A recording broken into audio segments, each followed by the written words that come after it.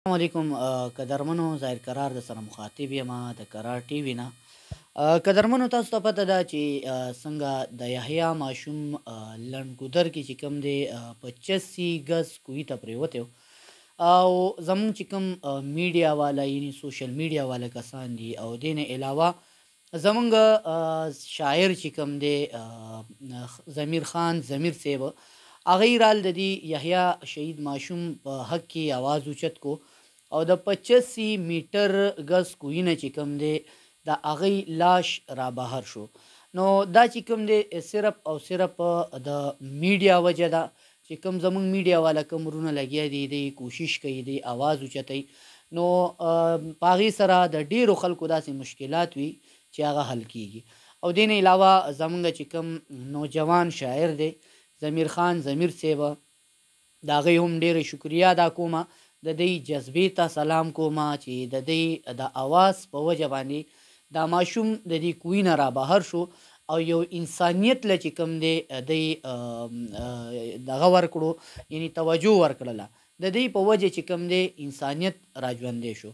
ډیرو خلکو ته به دا پته هم نه وه چې یاره دا ماشوم دې کوهي ته پرېوتی دی هغې خو بس قبر پې جوړ کړی او هغه خپل ځان ترې خلاص کړی. ضمیر خان ضمیر صاحب چې کومه جذبه وه هغې آواز اوچت کړو او د دې په وجه باندې یحیی ماشوم چې کوم دی بیګا د دغه 85 ګز کوهي نه را بهر شو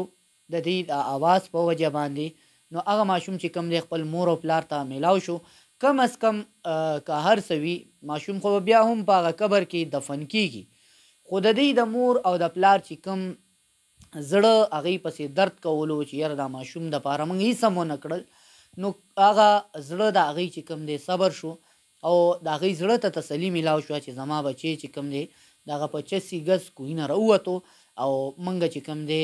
خپل ځای یعنې قبر کې موږ دفن کو نو د هغې زړه هم صبر شو او د هغې زړه ته هم تسلي میلاو شوه. نو بالکل مینوالو همیشه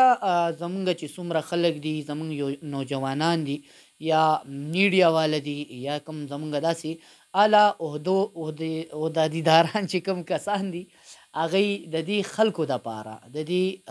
کمزورو خلکو دپاره آواز اوچت کي نو دغه شانته به د هر یو مظلوم آواز چې کوم دی هغه خلکو ته رسیږي او هغې به مدد هم کیږي او هغې به چې کوم مشکلات دي هغه به حل کیږي. نو یو ځل بیا د خپلو کتونکو شکریه ادا کومه د میډیا والا چې څومره ورکرز دي د هغې شکریه ادا کومه او د ضمیر خان صاحب یو ځل بیا شکریه ادا کوم د هغې جذبې ته سلام کومه. ښاد اوسئ اباد اوسئ بریالي اوسئ والسلام.